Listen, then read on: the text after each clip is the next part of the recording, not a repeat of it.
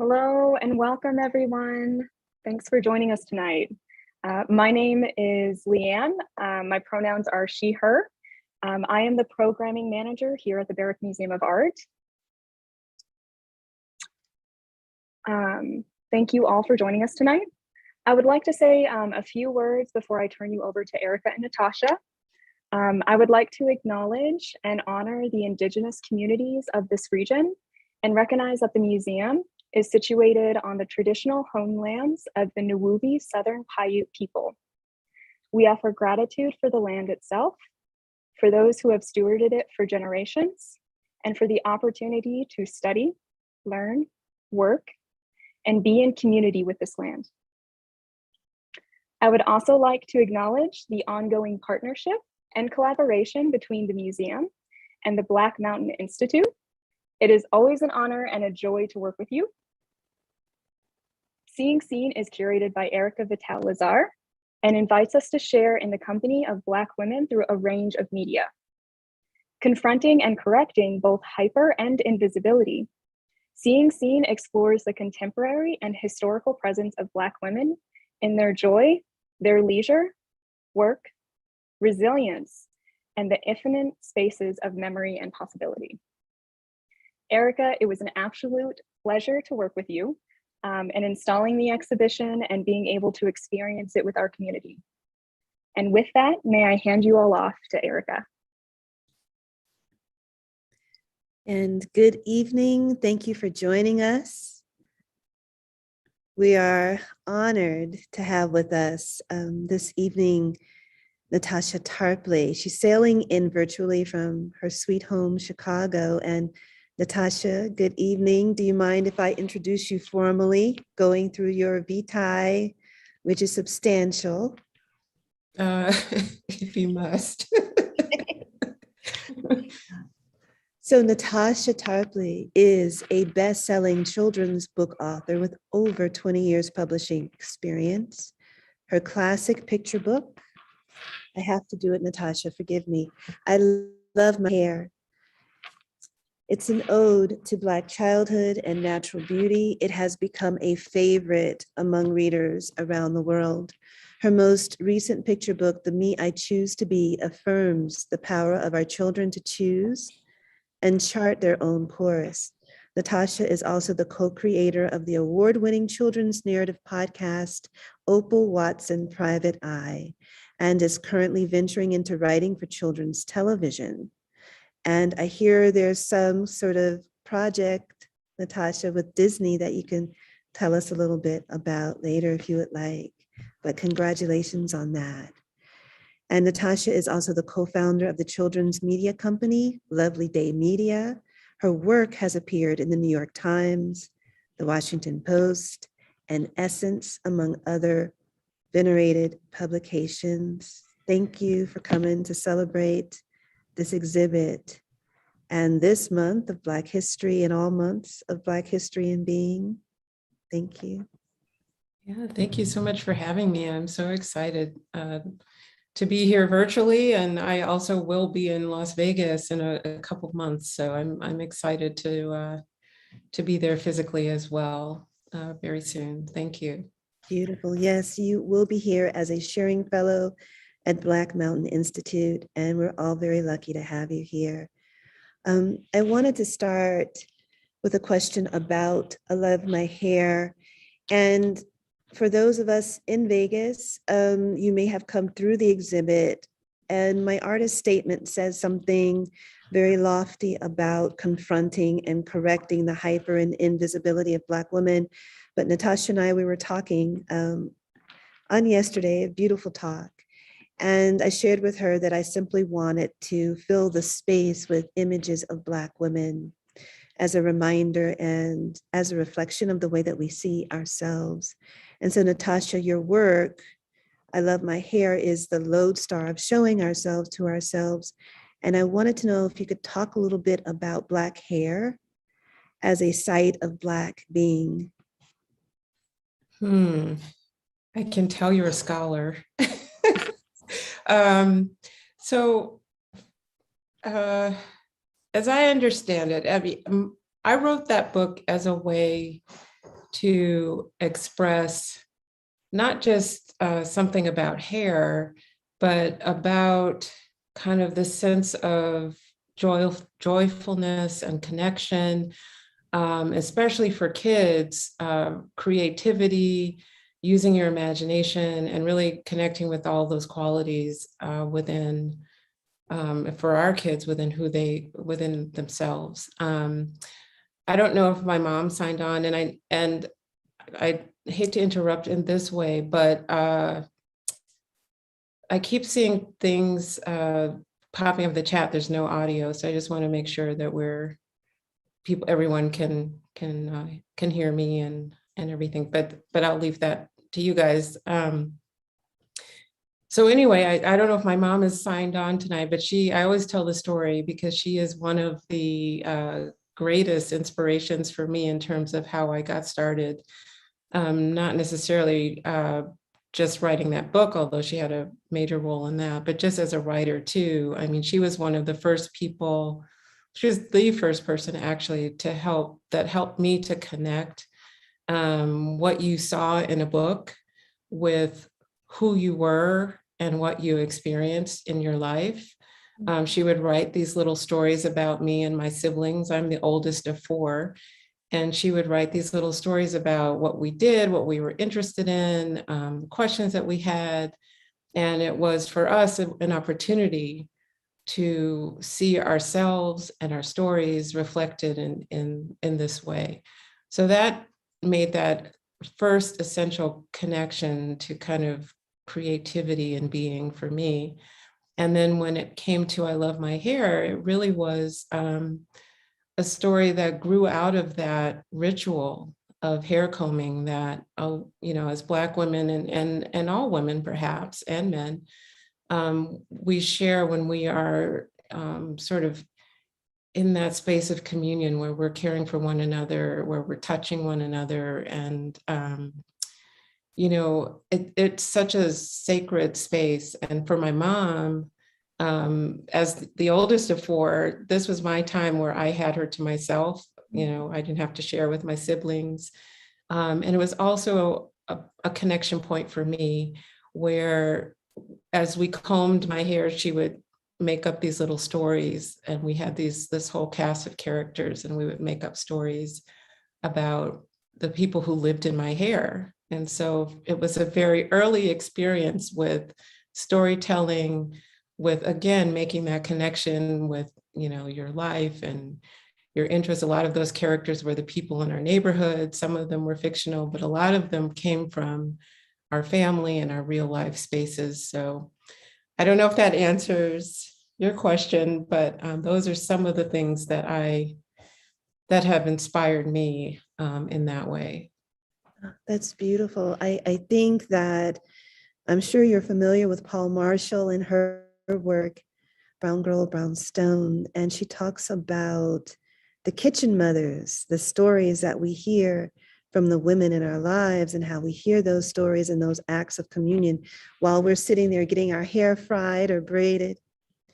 We're kind of lofted between the knees of our mothers or aunties, and that your mother also set those words on the page is also so very beautiful and affirming.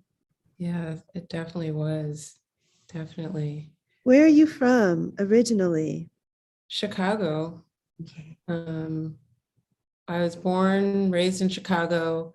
My dad passed away when I was 12, and my mom decided at that point that she wanted to go to graduate school. So she picked me and my 3 siblings up and moved to Boston. And so she did a graduate program that was a year long. And then we came back to Chicago, then we moved back to Boston. And so we started moving around a lot. The book Girl in the Mirror, 3 Generations of Black Women in Motion, that was also a very literal thing about migration and about movement and geography. And that was became a major component of my life because it's something that I continued. I ended up going to college in Boston and then moving to New York, and then moving to DC, and then moving back to Chicago, and then moving back to New York. And always the sense of place is very fluid for me. Right now, we're all back in Chicago, my family members, but there's always sort of this yearning beneath the surface of where do I go next, and exploring other places. Oh, that's beautiful. I was wondering while reading, and now Girl in the Mirror has fast become one of my favorite pieces. I'm used to your voice in children's literature, which carries its own poetry. But in Girl in the Mirror, you get that kind of longer, more adult voice that carries through in a very meaningful way. Would you say that this is more an autofiction work? There, of course, you are woven into the piece, and one of the final chapters is actually Natasha. Mm-hmm. So how close, you spoke of your own personal journey and your mother's journey, that migration, moving around, moving through. So how much of that book is infused with something that Anna, one of the characters, says? Where does a woman relearn her geography? It seems to be a central question. I don't know if I'm putting you on the spot by saying, since you're woven into that book, do you have an answer to that question? Where does a Black woman relearn her geography? Where is that location? Yeah, that's a really, it's a good question. And it's a question that I, thought about a lot when I was writing that book. I started off writing poetry, and one of the things that I did as an undergraduate in college was to write. I switched my major from German, which I had studied the German language from second grade all the way up through college. We started very early at the school that I attended. And I just kept seeing all these references to Blackness in that field, which were kind of at that time being overlooked and kind of denied. And at the same time, I was on a predominantly white campus, and I needed to kind of anchor myself somewhere on that campus, because I felt like I was floating around. So I switched over to Afro-Am, and I started writing these historically inspired poems in the first person, because I really wanted to find a way to kind of crawl beneath the surface of the history that we're always taught in terms of, African-American experiences and, historical moments in time. And I wanted to really sort of get next to some of the figures in that history. And so Girl in the Mirror really came out of that yearning for closeness with that history, and then closeness with the history of my own family, because that is something that wasn't often discussed. My family migrated from different parts of the South. On my mom's side, it was Louisiana and Alabama. On my dad's side, it was Tennessee and Arkansas.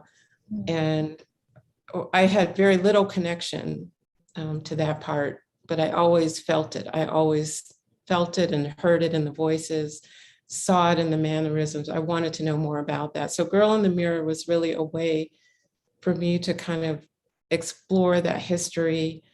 And more specifically, the book was written during my final years of college and was published after I graduated. So it was very specifically about situating myself in that history and figuring out where I fit in that line of women, and being able to talk to them in a way that I had never done before. So it is an autobiographical book. It is a family memoir of sorts, because all of those stories were stories from my family. So it's creatively written in it's a creative nonfiction written in little snippets, because I also didn't feel prepared to kind of tell my whole family story. I wanted to shield also some of my family members in terms of not putting whatever they didn't want to put out into the world just because I wanted to write a story. So that craft of the book was very much about, the process of talking to them and permission and things like that. So, and I also inhabited each of their voices, which was another way, again, of going back and getting closer to that history and exploring really in a, very intimate way, who these women were and how they became who they were once they came into my life.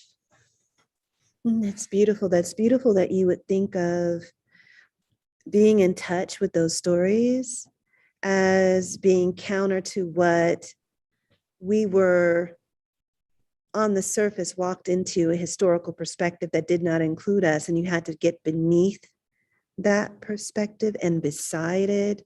And I really love the idea of Blackness as being a locale that we can situate ourselves beside. Or Tina Campt in A Black Gaze says that, really engaging and claiming the majority gaze so that it is a Black gaze takes a sort of ethical action of walking and looking alongside. So when you say beside, I'm really interested in Blackness as geography and as location and locale. And Bell Hooks, May She Rest, in one of her pivotal essays, talked about Blackness as being fraught also with an accountability to build a home place for ourselves. I think she said it in terms of being tasked with finding a home place and building it within ourselves and in reflections of ourselves. And it seems that you're heavily invested in that work of finding those places that you can guide us towards that are reflections and are returning to. As a poet, as you used historical moments to speak to and speak through, did you find yourself as a poet first invested in showing us through that language how to return? And then what was that line from poetry to children's literature? And are you still trying to shape children towards that returning in your work? Yeah, that's interesting. I never thought about it in terms of craft and the connection to that. I think, that's an interesting question. For me, the poetry that format was more immediate. It was a way to, immediately have the voice speaking without all of the, other things that you have to do in other kinds of work, with description, with things like that. It really does center, the kind of work that I was trying to do, really centered those voices, even beyond just the circumstances in which they existed. So that was one thing. And I think as far as the line between that and children's literature, I think poetry, well, in between that line, there was Girl in the Mirror. And I had felt the work getting bigger and stretching out a bit. So Girl in the Mirror still really is grounded in that kind of poetic form and language, but the pieces are much longer. They're more like, they're snapshots, they're photographs, they're like monologues almost, as each character speaks. But for me, it was, I don't know, it needed a bigger space. So I started writing longer form pieces. And then once I got to I Love My Hair, which actually came out the same year, Girl in the Mirror, I found it harder to get back. I Love My Hair is a very sparsely written book. It's not necessarily a narrative story. There's a little bit of narration in terms of setting the scene with the mother and the daughter, but really it's a poem. And so I found myself really struggling to get back to the essential, that core space where you kind of pare away the excess in a poem. And I went through about 10 drafts of that book, just kind of paring away. For example, the people who lived in my hair, I was trying to figure out a way to get all those characters in, and it became very unwieldy and difficult to manage. So yeah, and then from there, I think I kind of wrote different kinds of children's books, not so poetic. I think this last book that I wrote, The Me I Choose to Be, is returning to that more traditional poetic form.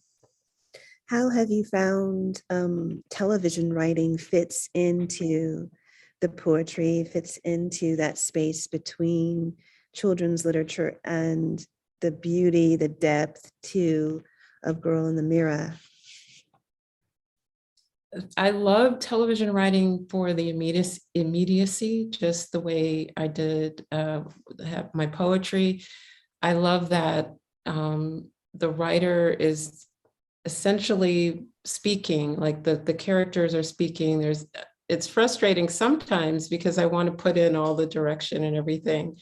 But, you know, I had to learn, or I am learning, kind of that medium also requires a bit of paring down, or, you know, kind of staying in the space that the writer is allotted in that mode. So I really like it because of that immediacy, and because, you know, sometimes it is very freeing to be able to just say something or set a scene in a way where you don't have to kind of use all of the description and the prose, you know, to support the thing that you're really trying to get to. Thank you. So for Lovely Day Media, is that one of its missions as well, is to, because television, I mean, we all love words here in this Zoom, and we're all partial to books. And at the same time, television has that broader reach. It gives you a wider audience, an audience that is out of niche, more generalized. Do you find yourself tailoring the images, the stories, the voices for that medium? Or do you feel that you are more dedicated to perhaps even exposing that more broader audience to ways of looking alongside Blackness, looking at, looking with, and walking beside Black images? Yeah, so Lovely Day Media is something that is in a very nascent stage. It's a collaboration I'm doing with my sister, Elizabeth, but we, you know, for me, it comes out of a long desire of wanting to tell stories that feature Black kids, that, you know, bring in elements of Black experience and culture, but, and I don't really know how to say this, but that don't bear that weight of always trying to expose or educate. I mean, in my books, as well as the work that I do in other media, it really is a sense of, you know, creating spaces where we don't always have to carry that burden. And that's and it's not that we don't carry it, because of course we live in this world at this time, and we know the level of anti-Blackness that's out there. But I feel like we need to give our kids the freedom to just be who they are, and acknowledge that. And yes, acknowledge also the things that they'll face in the world. But, you know, it's not always going to be about, you know, this thing or that message or this thing that you have to worry about yourself because someone else said, you know, the way that you look is not beautiful, or the way that you look is not the way that, you know, everybody else looks. I mean, yes, our kids are facing that all the time. So they need those spaces where it's not as burdensome. So I try to bring all of that stuff that, you know, in a more organic way. So it's not so much, I'm going to tell you about slavery and about racism. It's more like, you know, how you live your life. Like every day you're not, you know, well, I guess every day we are kind of fighting racism, but I mean, it's not every day that you have to carry such heavy loads all the time. And that's one of my frustrations with publishing as well as other media, is that it just seems like we craft narratives around Black experience that can sometimes be a little bit more constricting as opposed to opening up the space, which is why I think your exhibit is just so wonderful, because even though I haven't seen it in person, just looking at it online and looking at the space and the layout of the space, it really feels like it's this just this sense of expansion and acknowledgement and possibility. And I think that we need those spaces so that we can gather whatever armor we need to gather to face the other crap that we face in the world, and be whole people and connected to that sense of self. Well, thank you for that. Thank you for that. Yes, that unbearable lightness of being, right? It doesn't always have to be burdensome, and it's not burdensome to be in this body, right? There's a lot of joy and light in it. And like you said, Natasha, we don't wallow in the slings and arrows. We don't feel the hit so much as we just feel the beauty of being who we are, where we are. And the rest becomes like water, right? I mean, I love what you said about making sure that in your children's books and your work, there is a sense of just living, deserving.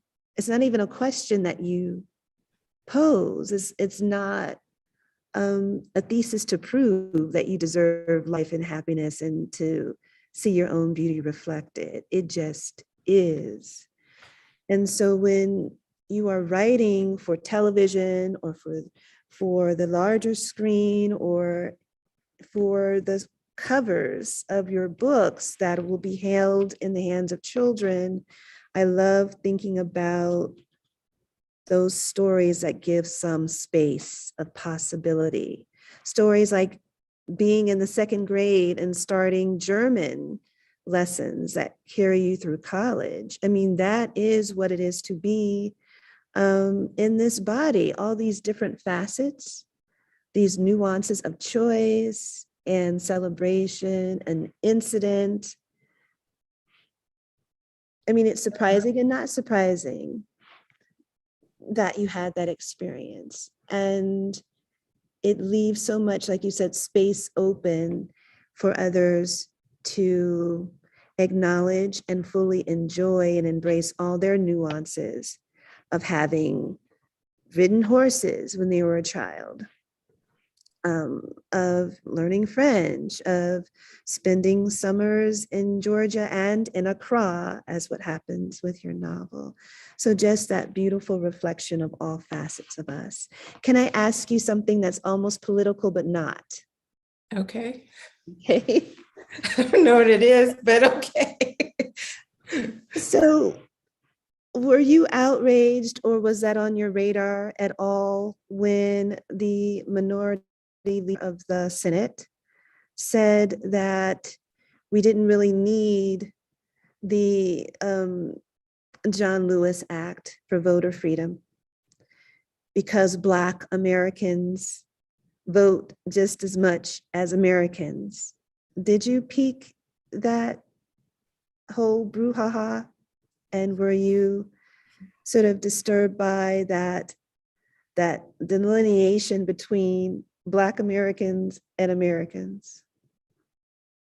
I feel at this point that I don't even know what the reaction is. Outrage doesn't really capture it. And there's also this sense of course, this weariness, but it's also a sense of where do we put these feelings and how do we translate them into action, which I think is something, we've struggled with over time, but it's especially scary to me because I just don't know where the connections are. I was born right after the civil rights movement.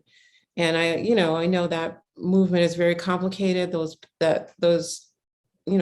of those movements that happened were very complicated, but I always find myself being very nostalgic because in our portrayals of those movements, there seemed to be this kind of really an opportunity to connect in somewhere and to be active in some way that was delineated.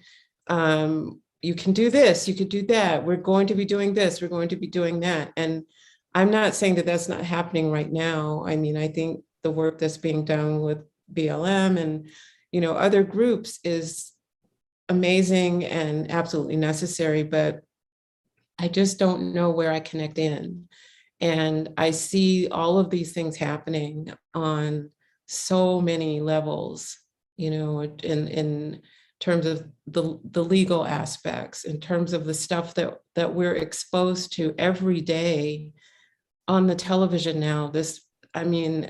I'm not saying that other groups are not experiencing it, but there is a serious strand of anti-Black rhetoric, actions that has become commonplace. That has become a norm of discourse that is very alarming. And so it's like, of course, I was outraged, but I think for me, the solution has been to do the work that I do, to connect with children and others so that they can kind of identify the disconnect between that. Because I think sometimes we can kind of keep spinning and spinning and spinning in these discussions about race and our outrage and everything else, but the paradigm hasn't shifted. And we haven't really resolved within ourselves that we have a lot of work to do to understand our own humanity and understand why this is absolutely wrong. It's not just that this person is saying something racist, but we have to feel that sense of like self that I think, I don't know what those actions would be. And I'm not talking about protests, I'm not talking about things like that, but our whole way of being and walking in the world and claiming space in the world, I think has to change in order for us to really get out of this loop. Because, there are a million things that happen every day. I had to just kind of check out of looking at some of these things and talking about them because you can physically feel it in your body. And to me, it feels like a real sense of danger. So. Thank you for that. And it goes back to the gaze, it goes back to those beautiful illustrations, and I love my hair and in your other work, that I think the nostalgia that you're speaking of is that nostalgia of a collective seeing of ourselves and one another. And I guess it was born of an urgency. Our survival was more immediately imperiled, I believe. Now it's almost the same threat exists and lurks. I think some of the urgency has been hidden. Yes. And we've grown a desperation that is siloed. We're feeling it, I think, as individuals, like you said, in our bodies. And there are beautiful movements afoot to make sure that things like the Freedom to Vote Act do come back. Even when they are defeated one year, they'll come back the next. I know you had, some conversations with Latosha Brown, who's doing that work. But I think for the most part, I'll say and, not but, and I think for the most part, it is also true that that home place Bell Hooks was speaking of, what Anna was speaking of, learning geography, that geography within us. I think, I don't believe, and I don't want to ever say that we have lost that landscape or knowledge of that topography. I think it needs remapping every Mhm. once in a while. We have to lead one another and ourselves into it. Yeah, I would agree. And I think that's why the work that you're doing, the work that others are doing, to create like physical and visual and literal, literary reminders. We just have to kind of, keep doing that. And I think that one of the things that disturbed me about that delineation between Black Americans and Americans was that it seemed such a benign statement. And like you said, there's so many that seem benign, but are pointing towards a malignancy that exists. And I think what disturbed me is that it reminded me of attending an event here, a festival event, Eldorado Days. Our locals will be very familiar with it. And it's a celebration of sort of the mining and prospecting origins of Las Vegas. And so they hold it downtown. And the feeling and even the section of the city where they hold it can take you back to that time. And I Mhm. took my two sons down and we're enjoying the horses. They've got people dressed up like cowboys and, we're in the day. I'd taken them every year. And I think the last year that I attended, and this is why it was the last year, we were walking along the streets and one of the organizers just sent out an invitation to come take a group photo with other festival goers beside a horse and wagons. Got two boys, you can't resist. You want to go stand beside the horse and wagon. So it was about maybe 25 people in the shot. I didn't think about us being the only Black folks there in the shot until one of my boys, my youngest, sort of wandered off. And of course, my oldest wandered behind him. And of course, I had to follow. As soon as we stepped out of the shot, out of the frame, the organizer urged the photographer to take the picture, hurry, because Wow. now that's Americana. And I was so relieved that my sons were young enough not to have understood what Americana might mean. Mhm. And I was just, you know how you have those moments where you're swimming in the same water, shared water of celebration, a beautiful sunny day. And then when you are given like that fencing, you butt up against it. And it occurred to me that when there were only white folks in the shot, it was deemed Americana, that definition being of American origin, right? Anything culturally, geographically equated with being American. So I think one of my questions for you is whether or not you believe, and I think I already know the answer, that the image of Black bodies and of Black women, in particular, Black being, whether or not that is Americana or has a space as Americana. I think absolutely. And it's, I think this is one of the tragedies of our educational system, because, and this is the thing that I'm so passionate about, is that you can't separate it. I mean, Black people, Black bodies, Black hands building things, Black people inventing things, Black people doing any and everything that has been done in this country, we've done it, but we don't know it, and for us to have to, parse through, I think it's a losing battle. And so for ourselves, we need to understand the breadth of our experience.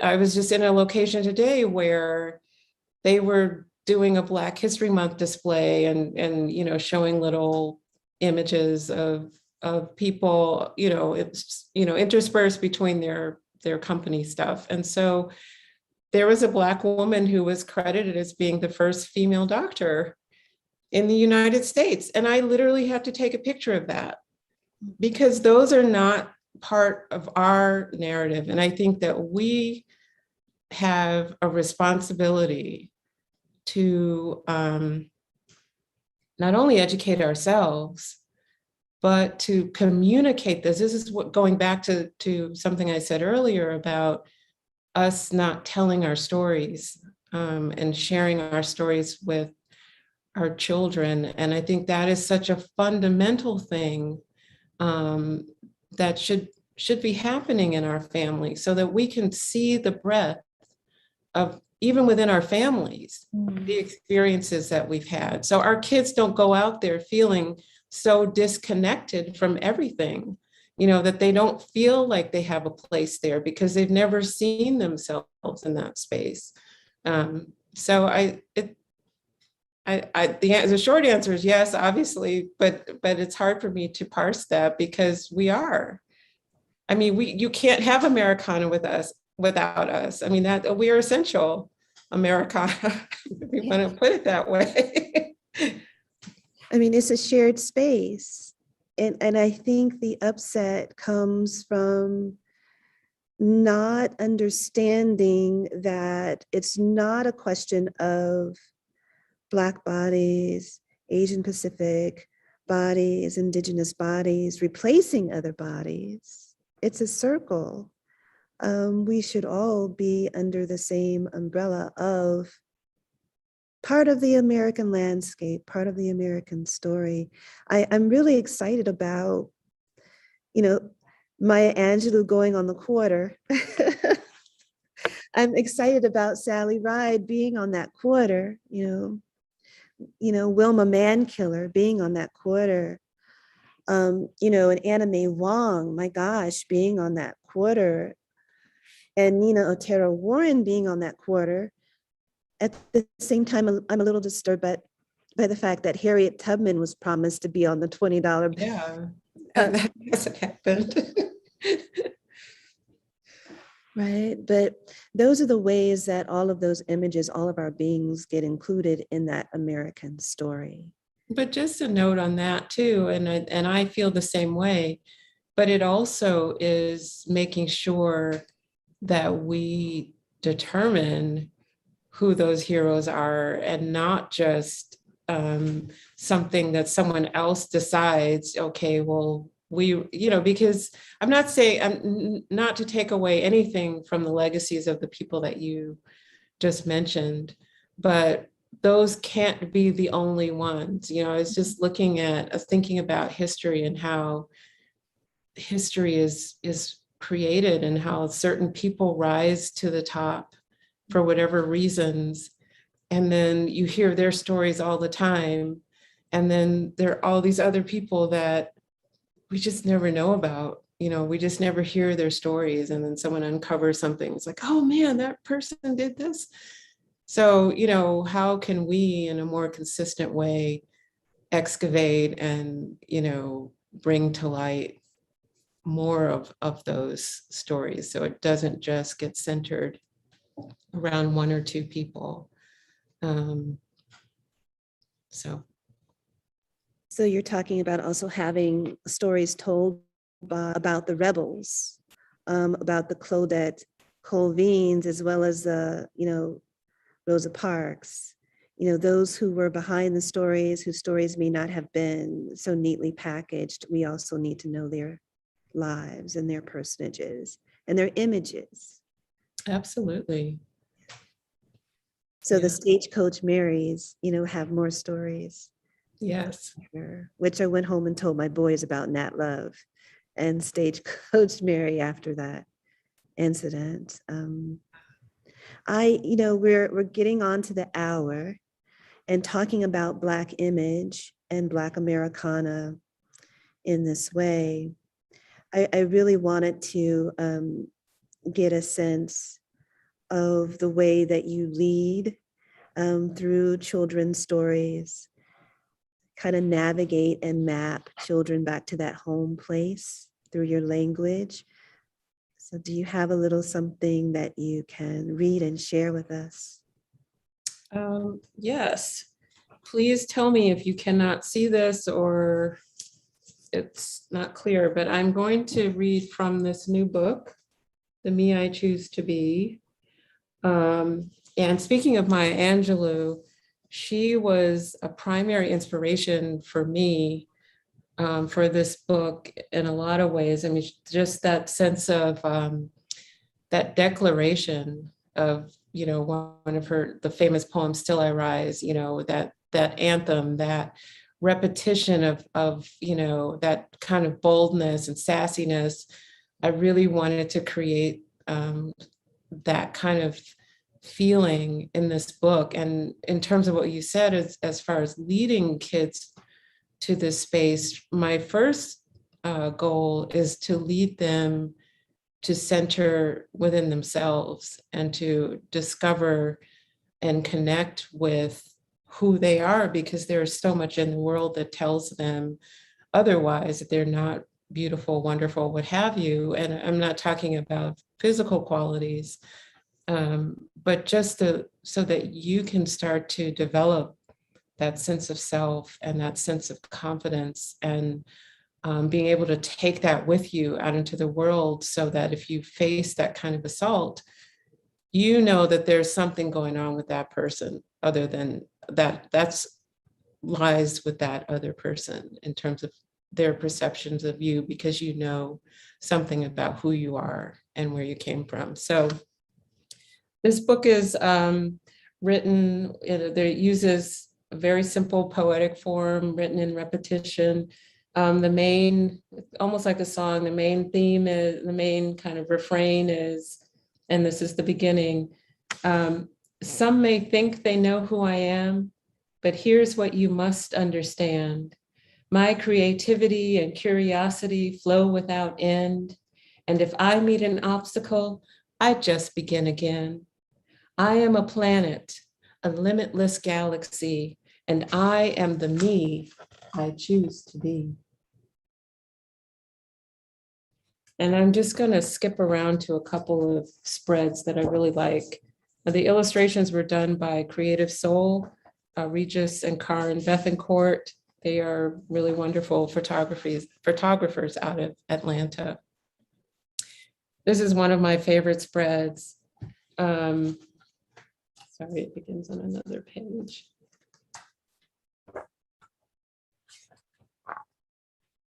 There's something else about me, maybe harder to see.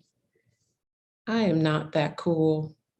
I don't always know what to say, and every so often I go the wrong way. Sometimes it seems I have two left feet. I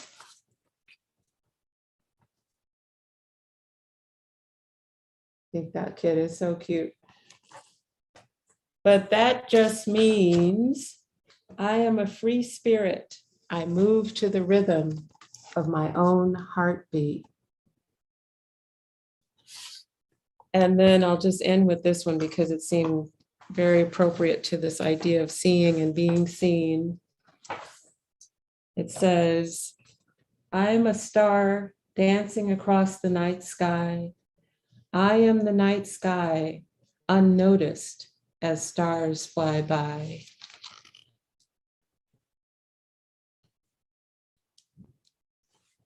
It's hard not to care when people pretend you aren't there. But then I remember my creativity and curiosity flow without end. And if I meet an obstacle, I just begin again.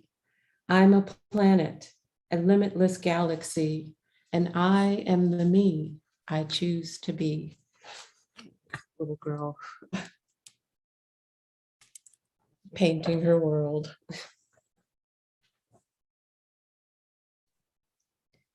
Oh, those are beautiful. Those are simply beautiful. Yeah. Could you show us those first two again? The opening one? Yes. Okay. I haven't mastered the art of reading on Zoom, so can you guys see? Yes, we can see her now. Oh my goodness. And she's holding up planets. Yeah, Oh, beautiful, beautiful. Yep. oh, that's gorgeous. Thank you. Thank you. I have to go back to Girl in the Mirror. I believe there's a passage where Anna's thinking about and expresses to herself, there are people in my family who could see the future through their bodies. And there's something about that line and those images that speak to one another, that cosmic places are the places where we find within ourselves. Mm. Yeah. So can you tell me a little bit about future work for you?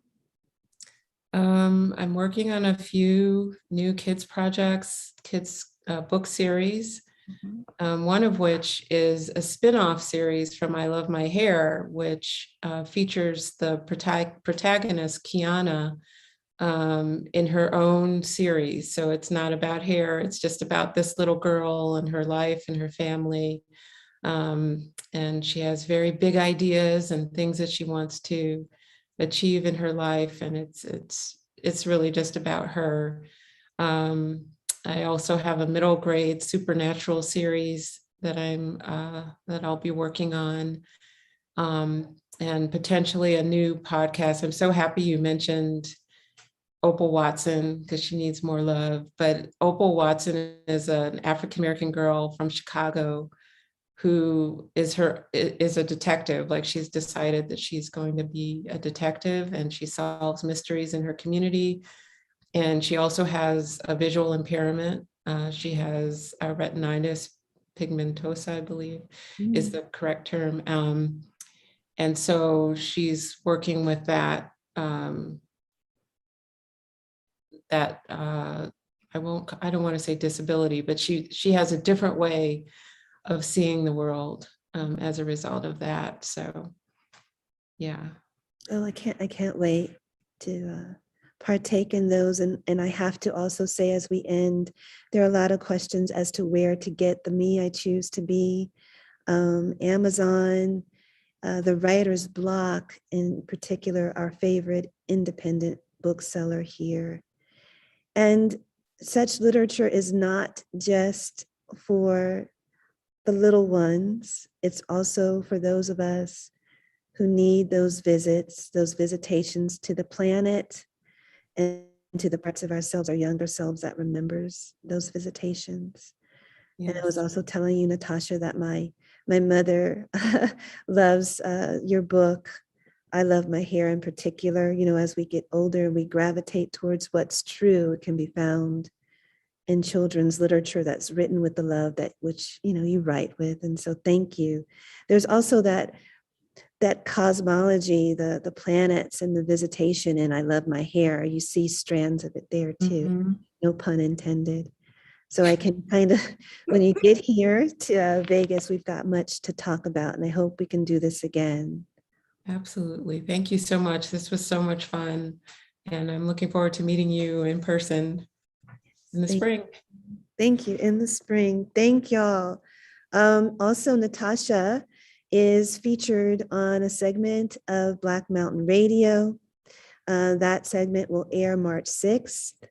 And we'll be talking about something much different from this conversation. There will be a very frank talk about Black gun ownership, and I won't ask you what you finally decided. We can talk about that when you get here as to whether or not to bring, you know, weaponry into your personal Black experience. The answer is no for me. Yeah. But it's just a note on that piece. It's not so much about the debate of gun rights and, you know, the gun ownership specifically. It's more about the sense of value of life and community, and what makes a Black community safer, and how do we protect one another. So it's really more amusing about that started off with a question that my husband asked during the George Floyd protests and riots, that, whether we should consider getting a gun. So that was sort of the spark of that conversation. Wow. And you managed to have that conversation with such grace. I can't wait until everyone can truly dip into that episode and meet the characters that you share with us as a part of that episode.